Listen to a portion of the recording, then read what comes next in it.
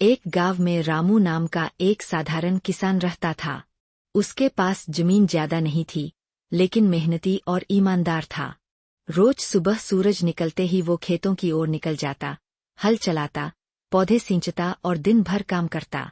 गांव के लोग कहते थे कि रामू के पास जितना है, उसमें वह खुश कैसे रहता है। लेकिन रामू हमेशा मुस्कुराता और कहता, कुदरत ने जो दिया है, उसी में संतोष करना सीखो। एक दिन की बात है, रामू अपने खेत की मेड़ पर बैठा था, जब उसने देखा कि एक छोटी सी चिड़िया बार बार खेत में आ रही है और उसके बीज खा रही है।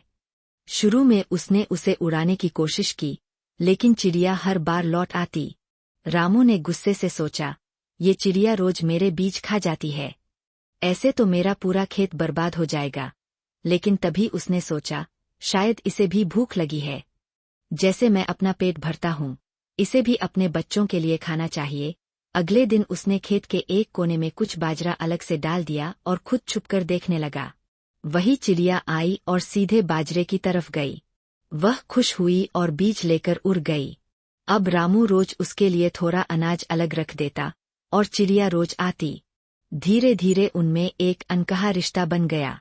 बारिश का मौसम आया और रामू ने धान बोए। लेकिन इस बार मौसम कुछ अजीब था। भारी बारिश हुई, आंधी आई और कई किसानों की फसलें बह गईं। रामू का खेत भी पानी में डूबने लगा। रामू दुखी होकर खेत की मेड़ पर बैठा था, जब उसने देखा कि वह चिड़िया फिर आई। लेकिन इस बार वह अकेली नहीं थी, उसके साथ कई और चिड़िया थीं। वे सभी मिलकर खेत के एक किनारे की मिट्टी को हटाने लगीं, जिससे पानी का बहाव दूसरी दिशा में मुड़ गया। रामू यह देखकर हैरान रह गया। चिड़िया उसकी मदद कर रही थीं। धीरे धीरे खेत का पानी निकल गया, फसल बच गई। गांव के बाकी किसानों ने हैरानी से देखा कि रामू की फसल तो अच्छी है, जबकि सबकी बर्बाद हो गई। रामू को अब समझ में आया, जब आप दिल से किसी की मदद करते हैं, तो कुदरत भी आपकी मदद करती है। कुछ दिनों बाद गांव में पंचायत बैठी। गांव का मुखिया बोला, रामू, इस साल तुम्हारी फसल सबसे अच्छी है। तुम्हें इस साल का श्रेष्ठ किसान पुरस्कार मिलेगा। रामू मुस्कुराया और बोला, ये पुरस्कार मेरा नहीं है, एक छोटी सी चिड़िया का है, जिसने मुझे सिखाया कि सच्चे दिल से की गई दया कभी बेकार नहीं जाती। उस दिन से गांव में एक परंपरा शुरू हुई।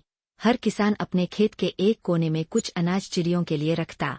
धीरे धीरे गांव में चिड़ियों की संख्या बढ़ गई, कीटों की समस्या कम हो गई और फसलें ज्यादा अच्छी होने लगीं। रामू और चिड़िया की दोस्ती अब सिर्फ एक किसान की कहानी नहीं रही, वह पूरे गांव की प्रेरणा बन गई।